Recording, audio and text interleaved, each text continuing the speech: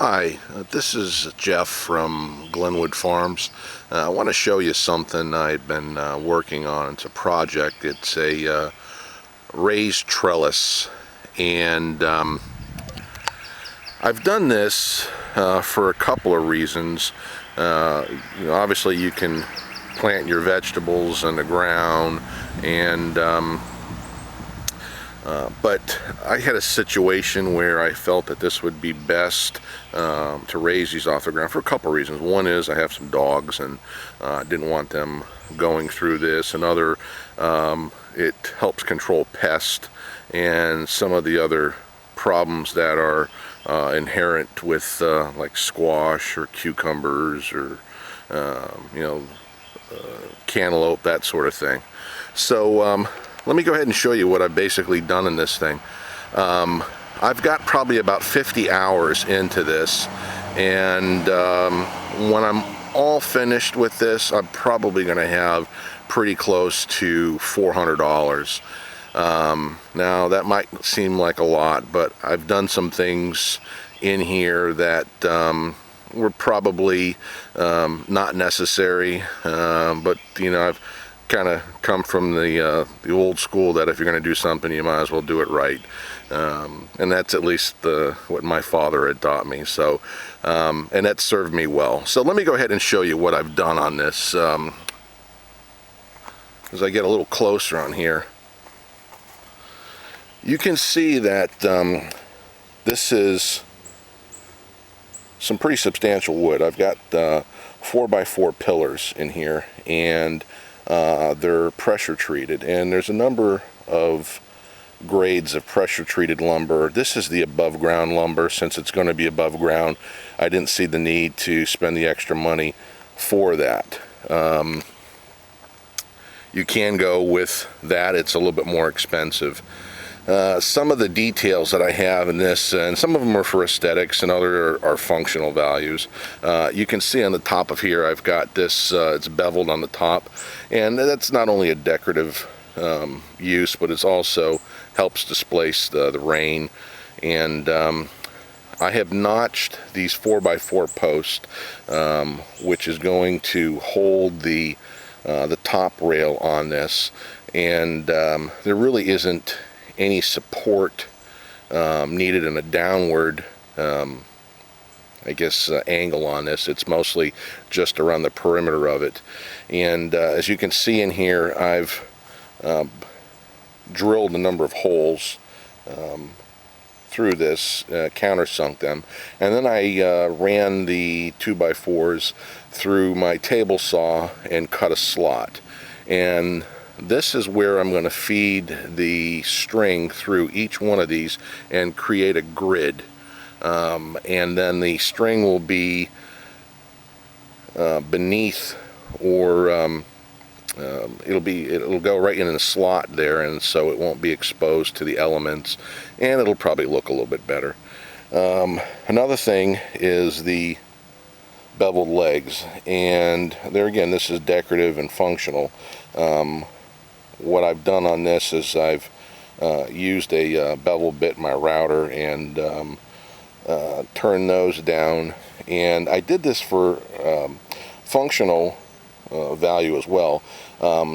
Should I go ahead and in the future have issues with pests or some type of crawling insects, what I'll do is I'll set these in those large cans that you see restaurants use, or Costco's or BJ's when you're buying bulk vegetables. They'll sit in there and they'll be submerged in either water or oil or a combination of both.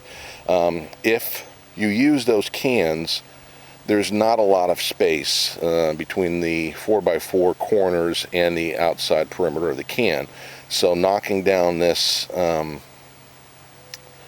this edge will make it easier. Now I've had some problems with that in the past where I didn't do that on my beehives, and I'll show you how I solved that in some other videos. So what I've done on this, I've notched the areas out, and you have basically two rails here. You have a bottom rail, which is going to support the planters. These here planters will sit on top of here, and then they'll be irrigated, and then I'll create a grid that'll go around the perimeter of this, and the leaves will grow through that, and they might require some guidance, but they will grow on top of that. I'll be able to treat the top and bottom of the leaves and keeping them off the ground, which will improve ventilation and help control some of the mildew issues that you get normally with squash and those sort of things. How I've tied these pieces in, you can see that I have it's a mending plate. It's a 1x4 mending plate, and what I did is I used these here to tie the cross members for the planters through that, and had attached those in there, and you can see those are notched too, and there again you're going to have a little bit of pressure on that, maybe 100 pounds with the planters. And then I've also attached corner braces, you can see in the corners here, and also in the corners of these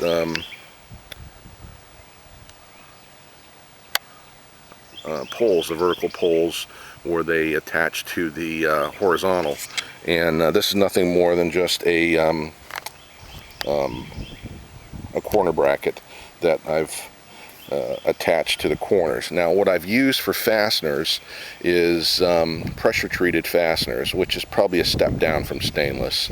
And in these areas here, what I've done is behind this board where it attaches to that vertical column, I've drilled a couple of holes and countersunk them, and used 3.5-inch pressure treated screws to tie those two pieces together, and then they have the mending strap and the corner brackets. So this is probably overkill, but I'm hoping to get at least 10 years out of this thing. You know, if you spend $400 for making this, I have to grow a lot of vegetables to be able to recoup that. So I've also painted it with a good quality latex outdoor paint that's got I believe it's a 30 or 50 year warranty on this. So I might have to touch it up a little bit every now and then, but I think it's also going to add some additional protection to this. The other features that I have on this is the top I had mentioned that are notched, and that slot goes around the perimeter of this whole unit for the string to hide in there, and there again, that's going to go ahead and conceal the string, stop it from you know, I guess being damaged from any kind of abrasions or whatever, and just protect it a little bit more. Let's see what else on this. The columns, I've got them sitting on little blocks, and that was mostly just to go ahead and facilitate the painting on this. You know, obviously these can come off of that and just sit in the ground itself. The last thing on this that I wanted to make you aware of is that this is at a slant. You can't really see it, but if you can see it is at a slant, and that is so that as the sun hits this, it'll get full sun throughout the day, and it'll also make it a little easier to drain on the irrigation system. So that's pretty much it on this now. I'm going to go ahead and start putting the planters in, and then the irrigation, and also the string grid, and I'll show you how that comes out afterwards. So hope you enjoyed the video. Thanks.